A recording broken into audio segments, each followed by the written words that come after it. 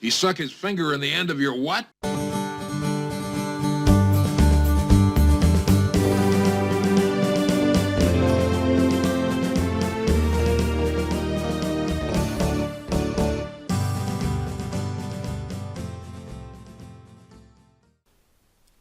Howdy, everyone. Pull up a chair, kick up your boots, and have a listen as you sip on a sody pop. It's Support Your Local Podcast, the show that breaks down the 1969 Western comedy classic Support Your Local Sheriff, scene by scene.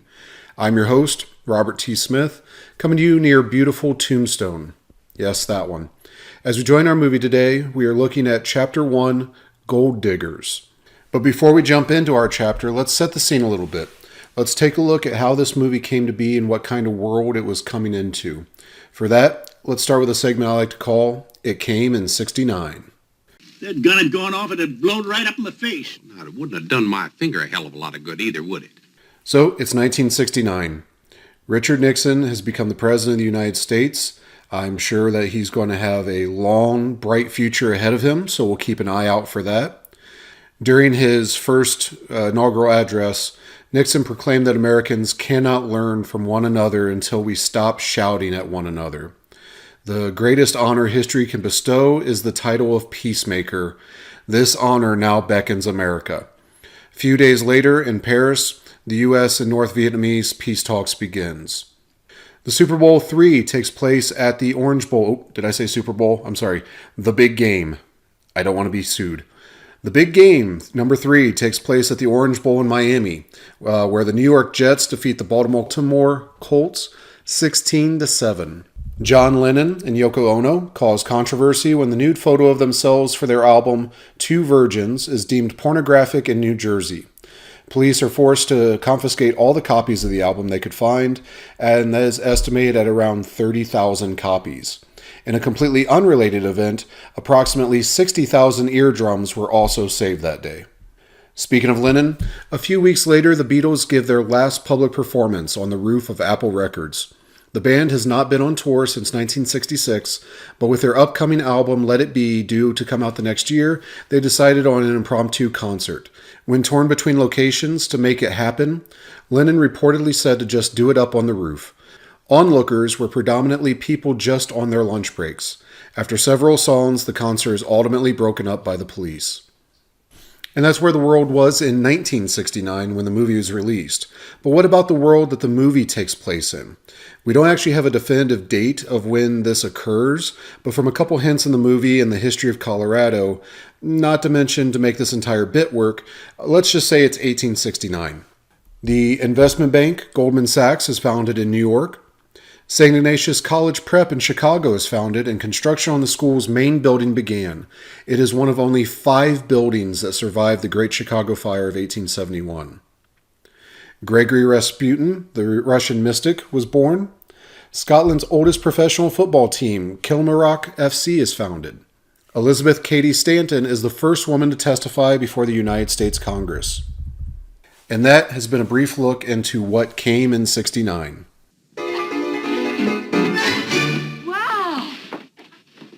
Now for a word from our sponsors.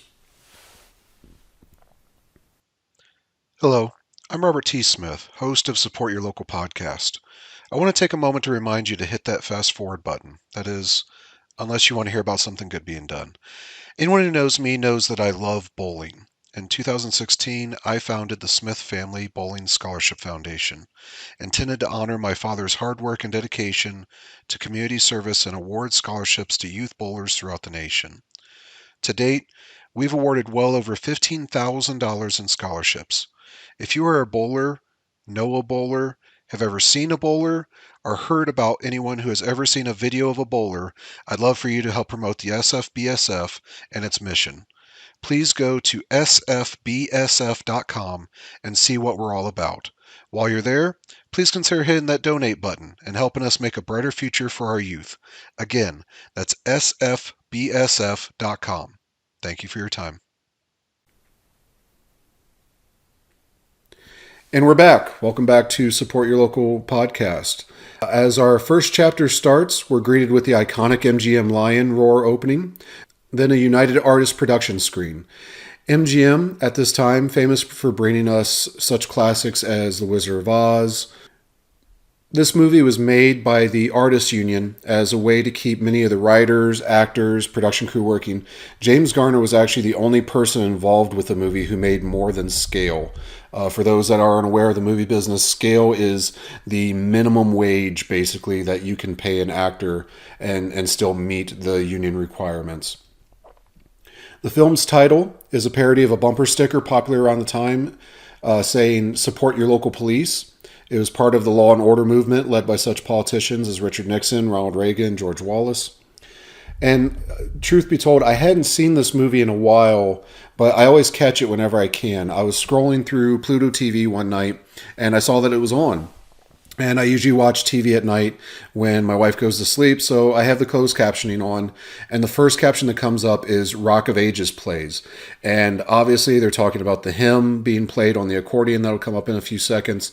But with the volume off, I must admit, I thought maybe, just maybe, we'd get a Def Leppard riff. But alas, it was not. We get the beginning guitar strums of a song we'll hear throughout the movie. And as the screen fades out of black, we see 6 men carrying a wooden casket with a funeral procession. An off-screen accordion starts playing the chords of the actual Rock of Ages. We pull back and see the beginnings of what we'll soon know as Callender, Colorado. It's about 10 pop-up tents and shanties and what appears to be 2 trails crisscrossing through at a crossroads. We see where the music is coming from as we're shown a man sitting on his ass.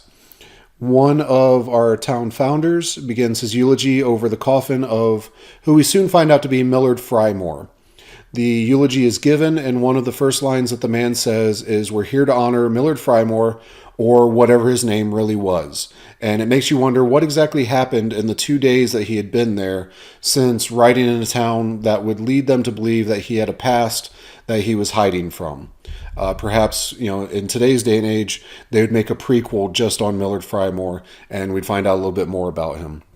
But also curious as to what disease Millard actually died from. Taking their hats off in prayer, and it's more than likely it's for their own health that they're praying for, and not necessarily for Millard, who they only knew for a couple days. We see the first glimpses of our real heroes of the movie, the Doggos, as they try to see what they can do to possibly revive Millard by jumping into his grave. Who knows? If they hadn't have shooed away the dogs, perhaps Millard would be alive here today as an immortal. Better movie, I'll say it. As we see the dogs throughout the movie, we'll see them more as harbingers of events. They're kind of the Silver Surfer to Support Your Local Sheriff's Galactus. They are potentially the viewer's entrance into the movie, so kind of like C-3PO and R2-D2 in Star Wars. They're our gateway of us seeing what's going on in the movie. I did a little bit of looking to kind of narrow down what potentially killed Millard, and the only thing that was around in that time frame was tuberculosis was obviously on the rise, and a lot of people had already started to move out west to the dry climate to try to counteract that. But other than that, there wasn't necessarily a plague per se that was hitting that area around that time. So perhaps Millard had just died. We don't actually get to see Millard again. Perhaps in the prequel we will get to see that a little bit better, but we don't physically see Millard, so we don't know if he was an older gentleman, if he was sickly to start with. Perhaps he just died of pneumonia or something. But yeah, we're a little blank as to what caused the death of Millard Frymore. As the movie progresses, we see a young lady played by Joan Hackett, and she removes her veil for a better look at the grave of Mr. Frymore, and we see her eyes grow wide as she discovers that there was gold sitting inside the grave, or at least was visible from where she was standing around the grave. And it made me wonder, who dug this grave for Millard, and why did they not notice the gold first? You would think that if they were physically standing in the hole of this grave, they would be able to see whatever it is that caught Joan Hackett's eye in regards to the gold. But alas, she is not the only person who notices the gold. As she tries to get the attention of the person around her, the other founding members' eyes light up with the glitter of gold, and soon the entire procession's jumping into the grave, battling and fighting to be the first one to get their hands on it. Joan Hackett, worried about the rule of finders keepers, losers weepers, she makes sure to grab a shovel and starts wailing away, both physically with the shovel and vocally as she cries out about the townsfolk taking her gold. So this opening scene of a group of townsfolk during a funeral service discovering gold is something that is very similar to Paint Your Wagon, which was also released in 1969. During the opening scene there, Clint Eastwood's brother was killed while moving to California during the gold rush, and during his burial service, gold was spotted in the grave by the other miners. Before Lee Marvin can finish his prayer, his body's pulled out of the grave and everybody jumps in to try to stake their claim. So obviously a little bit different, as in we don't see them physically throwing Millard out of his grave, but we do see them all jumping in there fighting over the gold. This actually led to a lawsuit by Paramount, the makers of Paint Your Wagon, because they found that the opening scene was being lifted from their movie. This was ultimately settled out of court, and obviously MGM and United Artists were allowed to use it for their opening. But anybody that's seen Paint Your Wagon, you can see that this is very, very, very similar. Interesting that both movies were around the same time. So I'm not sure the legitimacy of MGM's claim to not have lifted this, but obviously being settled out of court, they made Paramount at least happy enough to make it go away. We see a man sitting on a donkey who's visibly different from the one that was playing the accordion, and he's riding quickly into town to tell the news of the gold find, but he's quickly passed by the pups, whose job, as we said earlier, is to be the bearer of news of events. And one thing I wonder as I see this is the man is riding into the tent town, so where we saw the shanties and the pop tents earlier, to announce the gold find, but I'm not entirely sure who he's yelling it to, because we're led to believe that the entire town is in the funeral procession. There's a good 8 or 10 people present there, so I'm not sure who stayed behind and why they did. What did Miller do to them in the 2 days that he was there that led them to say, I'm not attending his funeral, and to stay in town? So he's making the announcement that there's gold, but again, I'm not entirely sure who exactly he's making that announcement to. We then hear the intro music. It has a traditional orchestral sound to it with the twang of a mouth harp. And to me, whenever I hear a mouth harp or a jaw harp or a horribly racist term that I'm not going to use, it's always a sign of comedy. It always makes me think of things like that. I remember the first time I ever heard one or saw one being played, I was growing up in the 80s, and there was a show called Sharon Lois and Bram's The Elephant Show. And on that show, they would have skits and bits in a concert, similar to like the Weebles and other things that came afterwards. But Sharon Lois and Bram, they would have a concert, and one of the bits that they would cut to would be this other bearded gentleman, a real kind of mountain man-y looking guy, and he would be kind of like Mr. Wizard, showing the kid, only instead of science, he'd be showing the kids a musical instrument or how to play it or how to create your own musical instrument out of some string and a pencil and a paper plate.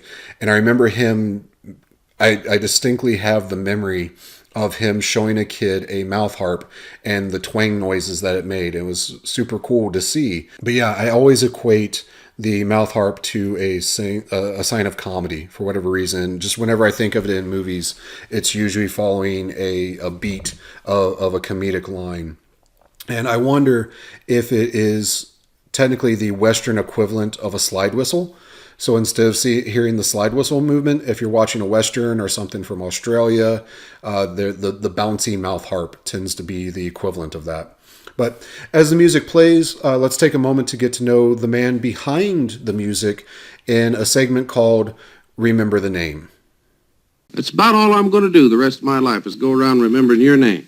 And welcome to Remember the Name, the segment where we take a bit of a deeper dive looking at some of our characters, our key players, our movers and shakers in regards to the movie Support Your Local Sheriff. Today we're going to take a look at Mr. Jeff Alexander, the composer on the film.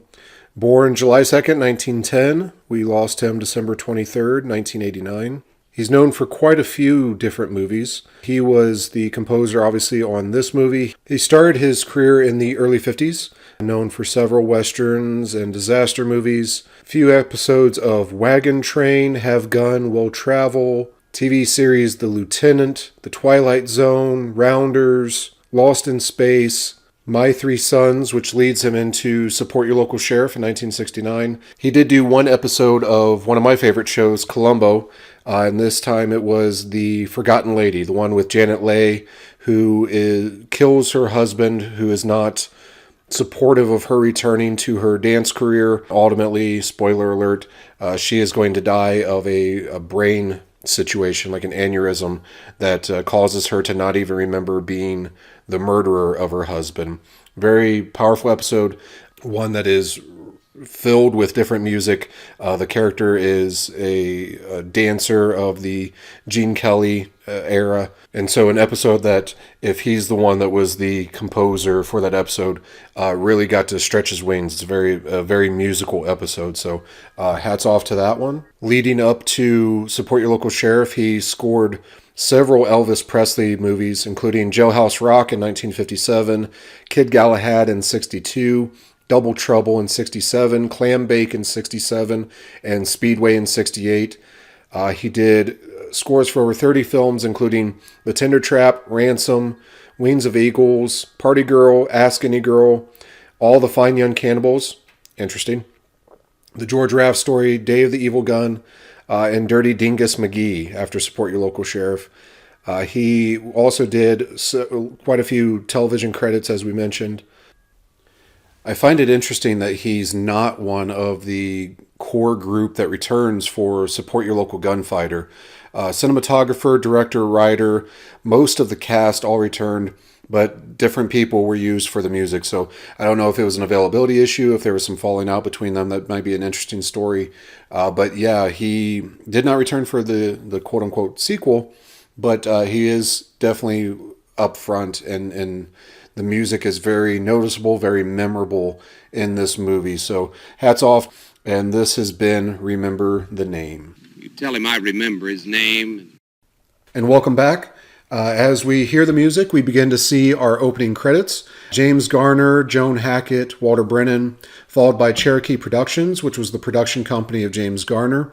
They were looking to make a movie, as we said earlier, to keep the actors and cast and crew working. So they came up with this movie. Sitting around the office, James Garner and his crew were looking to come up with an idea. And when Mr. Garner left the office to go downstairs and leave for a little bit, he saw the bumper stickers and signs of Support Your Local Police. And he immediately ran back up and popped his head in the door and says, "I've got the idea." And this all comes from Mr. Garner's biography. Definitely check that out if you're a fan of James Garner or just movies and Hollywood of that time frame. Definitely a great read. But we get, again, the music will swell, and we start to see teams of horses, buggies, covered wagons, all heading towards that gold strike. Two competing wagons roll up on each other, and they start beating each other with their buggy whips. And I had to think that the stunt work on some of these things has to be difficult. This would probably be something done in CGI nowadays, but as you're looking at it's in 1969, it's right there up on screen. There are no computers, there's no graphics. It's literally two people riding horse-drawn wagons to a foot apart from each other, side by side, and the people that are driving the wagons are busy acting and beating at each other with buggy whips. So definitely a high level of danger in regards to that. We'll see a couple more stunts throughout the movie that are what I would think had to be very harrowing and very dangerous. So to be a stuntman during that time frame had to be a very harrowing experience with that high risk of danger. I admittedly have never been around horses, but to have two sets of them so close together on that uneven terrain, because keep in mind, this isn't in a studio. They're out in the West. And if anybody's ever been out here, it's not exactly flat earth. But they're on an uneven terrain and they're trying to capture the action of these drivers, and that just had to be dangerous. I mean, they pull apart and come together several times, and you can see the lead horses at one point actually bump into each other. So just put that in perspective. Be thankful when you're watching a movie for the stunt people and the risks that they put to their lives and their health just to entertain us. We then see others running around on foot, running toward the town, and I'm left to wonder how far away these people are coming from. We're in the middle of Colorado during the 1860s. There's not exactly a lot of towns and such there. That's why where the gold strike happened, it was a shanty town. Did these people have enough of a head start from the people in the wagons? Are they arriving days later from the wagons just because they were running instead of had the proper equipment? And otherwise, just how long are these runners going to go, and how much gold is there going to be left by the time that they get there? You only see one of them actually carrying what appears to be a satchel or any type of equipment. There's another carrying a pickaxe, but the rest of them are completely packless. So that can't be good. We do see one person pulling behind him a pack dog carrying supplies, so at least he has something to carry. At least he has some equipment to work with. And push comes to shove, I hate to say it, but he has some food potentially if that comes to it. We then see the seemingly endless group of wagons, and seeing them move and lurch, it gives me some very painful memories. So those that don't know me, me and my family, we are transplants from Ohio out here to Arizona. And between our move out here and the years that my wife and I drove to and from cross country for national bowling tournaments, I can tell you that it kills your back and legs to drive in a vehicle for 30 plus hours. We never really stopped except for gas and food. We always just, kind of put our heads down and just plowed right through the drive to get it done. So that's in a van or a car with tires, shocks, suspension, some type of comfort in the seating. I cannot imagine what it would have been like to go over all the bumps and hills that terrain has without any type of paved roads and just bouncing up and down in those wagons. Going on walks out here on some of these trails, it hurts my legs just walking on some of this rocky, hard earth, sand, desert terrain. So I cannot imagine being able to do that for days or even weeks on end in a wagon. And that's without even imagining what it would be like to go through it speeding like these guys are. So a leisurely pace, maybe, but these guys are huffing it. They're heading out to the gold strike as fast as they possibly can. And I would break wheels all the time in Oregon Trail, the game.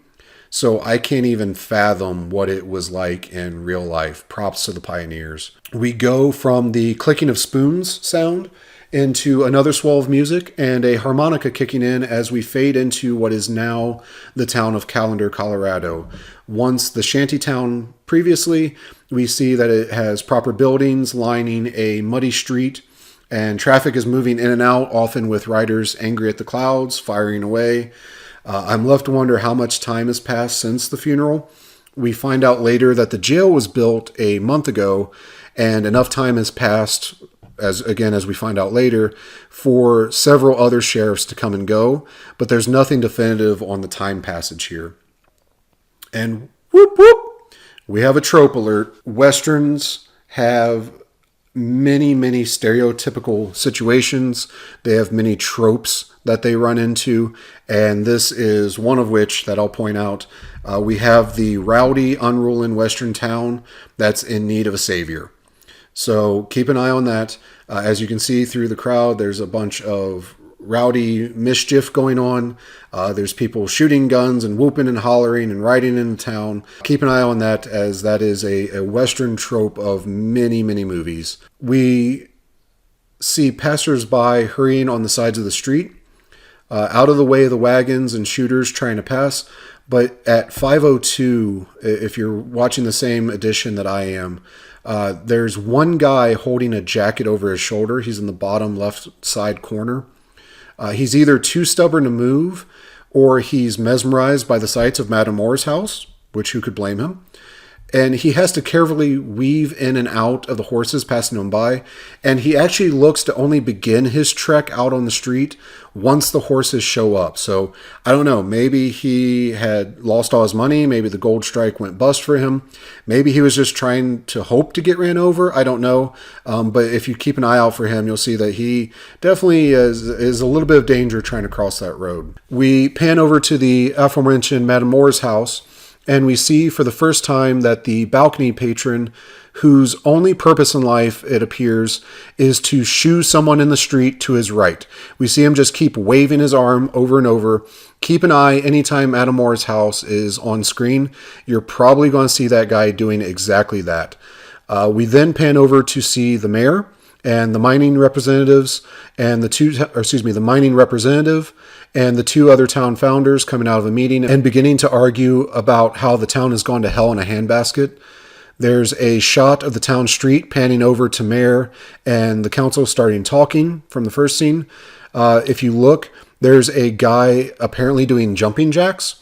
So it's interesting to see extras in movies because apparently quite often an extra is just given a task to do to look busy on the screen. You're not supposed to be noticeable.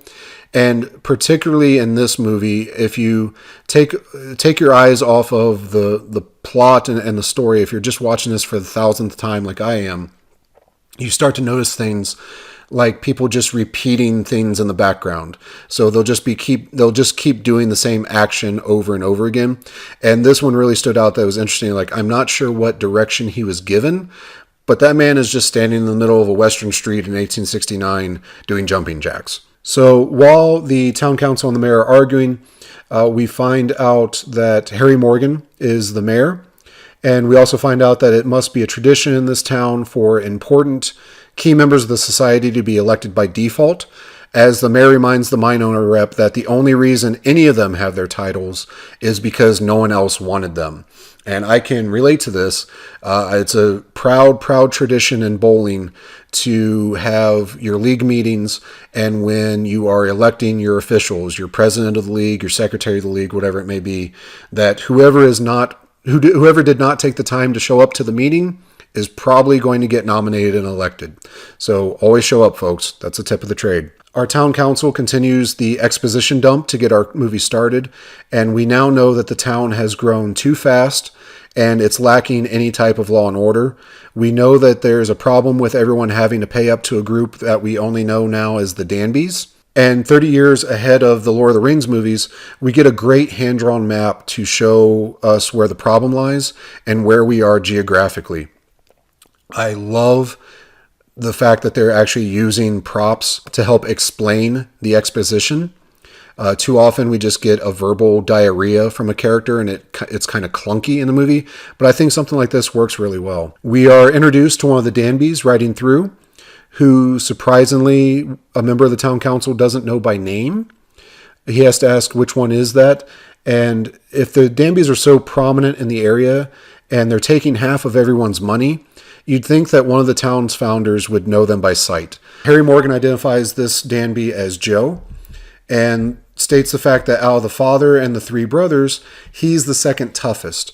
And I'm curious, who is the toughest? Is it the dad that we would presume, since, as we see later, the other brothers are kind of cowered by him? But is it also one of the other brothers who are bigger than most people in the movie? We'll see the rest of them shortly in the movie, so you be the judge. Definitely hit us up in the comments on who you think the strongest Danby is. We end the scene with the council expressing their woes and their need for a sheriff that won't run away the first time they're shot at. Will the town get such a sheriff? Well, we'll find out. We will see when we return to Chapter 2, Self-Defense. Until then, I appreciate you stopping in, having a listen, watching the movie along with us. I hope that you are. Again, as of this recording, it's free on Pluto TV. It's free on what at the beginning of this podcast was known as IMDb TV, has recently been rebranded Freebie or Free TV or something like that. Not to date this podcast, but it is available there as well. Please definitely check it out. And while you're checking things out, please take the time to find us on social media. Facebook, Instagram, we're both listed as Support Your Local Podcast. We are also obviously located at suppyourlocalpodcast.com. We can be found on any of your podcatchers, so Apple, Google, Overcast, you name it, Anchor, you name it, we are there at Support Your Local Podcast. If you have any questions, comments, concerns, want to give us some feedback, please reach out to us at suppyourlocalpodcast@gmail.com. That's SUPP, yourlocalpodcast@gmail.com. And always, please rate and review us on whatever podcatcher you're listening to us at. That greatly helps us in moving up the rankings, getting more discovered, and being able to provide more content for you. If you have not subscribed to us on YouTube and followed us on our social medias, please do so. That is where you'll find all of our updates, all the information, any bonus content that we release, and just in general, being able to talk to the audience. I love interacting. I love talking movies, wrestling, bowling, you name it. We will have a conversation about it. So definitely throw in a comment, throw in a like. But until then, I appreciate you. Thank you for your time. And as always, support your local podcast. He stuck his finger in the end of your what?